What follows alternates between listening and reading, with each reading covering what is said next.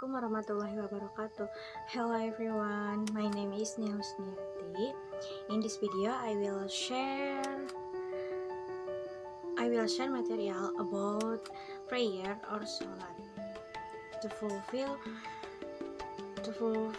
lesson about midterm test for subject English Islamic Studies. The Honorable Lecturer of English Islamic Studies, Mr. Rudy Haryono, SS MPD.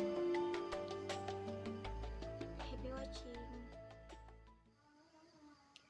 In this video, I will share about prayer or salat for fulfill midterm test about English Islamic Studies.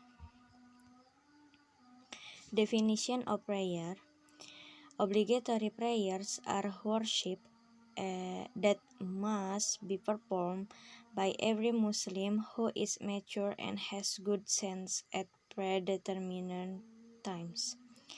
The obligatory prayers consist of 5 times, namely dawn or subuh, midday or zuhur, asar or asar, maghrib, and evening prayer or isya. In language, prayer means prayers or doa. Meanwhile, in term, prayer is worship which consists of several words and actions that are carried out with certain condition, starting from takbir and ending with greetings. Prayer is a means of traveling to Allah Subhanahu wa Ta'ala and the mi'raj of the believer. Secara bahasa, prayer adalah sholat, itu berarti doa. Namun menurut istilah, prayer adalah sholat adalah semua perkataan atau perbuatan yang dilakukan mulai dari takbir dan diakhiri dengan salam. Sholat memiliki arti mendekatkan diri atau berjalan menuju Allah. Next, definition selanjutnya. Prayer is the second pillar of Islam.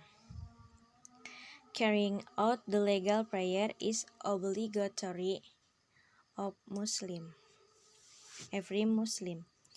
The difference between Muslim and unbeliever is prayer. If we leave one prayer at a time, then we are considered as infidels. Bersolat adalah rukun Islam yang kedua. Dan solat hukumnya wajib dilaksanakan oleh setiap Muslim. Yang membedakan antara Muslim dan non-Muslim adalah sholat. Jika kita meninggalkan sholat satu waktu saja, maka kita dianggap sebagai kafir. Next is prayer is also the pillar of religion, linking to a house that must have pillars. Religion also requires pillars to keep it standing firmly.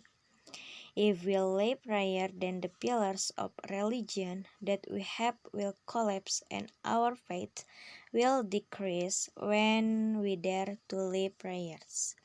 Salat juga merupakan tiang agama, diibaratkan sebuah rumah yang harus memiliki tiang. Agama juga memerlukan tiang agar tetap berdiri dengan kokoh. Jika kita meninggalkan salat, maka tiang agama yang kita miliki akan runtuh dan keimanan kita berkurang ketika kita berani meninggalkan sholat.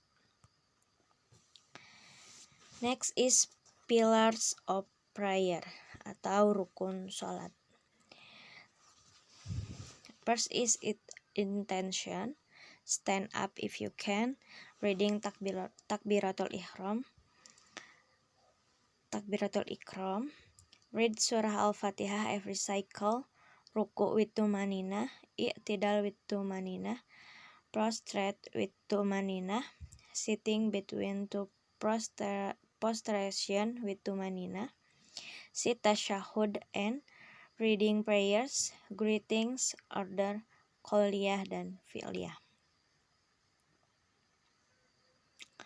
Yang selanjutnya yaitu rukun sholat. Yang pertama ada niat, yang kedua berdiri jika mampu, yang ketiga membaca takbiratul ihram, membaca surat Al-Fatihah setiap rakaat, ruku dengan tumaninah, i'tidal dengan tumaninah, sujud dengan tumaninah, duduk di antara dua sujud dengan tumaninah, duduk tasyahud akhir, membaca salawat, salam, tartib, kemudian qauliyah dan fi'liyah.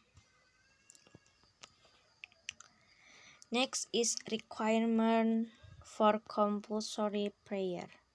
There are 6 obligatory conditions of prayer, namely religion of Islam, adult or baligh, reasonable, holy from menstruation and childbirth, has come to the teaching of Islam to him, clean and holy from unclean. Yang selanjutnya yaitu syarat sah salat. Syarat sah salat. Syarat sah salat. Not syarat sah salat, but syarat wajib salat. The first is religion of Islam atau beragama Islam. Yang kedua yaitu adult atau balik. Yang sudah balik berarti diwajibkan untuk salat. Next is reasonable atau berakal sehat, suci dari haid dan nifas. Yang keempat suci dari haid dan nifas. Yang kelima telah sampai ajaran Islam kepadanya, jadi dia sudah mengetahui apa itu Islam. Yang terakhir yaitu clean and holy from unclean, bersih dan suci dari najis. Next is terms of valid prayer atau syarat sah salat. Syarat sah salat adalah syarat-syarat yang harus dipenuhi sebelum menjalankan salat, sehingga salat seseorang menjadi sah. Jika salah satu syarat sah salat tidak terpenuhi, maka salat tersebut tidak sah dan harus diulangi.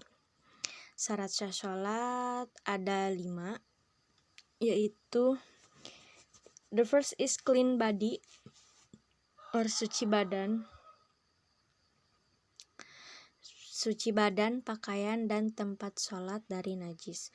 Clean body, clothes, and place of prayer from unclean. Yang selanjutnya, next is holy from hadas, both big and small hadas. Suci dari hadas, baik hadas besar maupun hadas kecil. Closing genitals, menutup aurat. It's time for prayers, telah masuk waktu sholat. Facing the qiblah atau menghadap ke arah kiblat.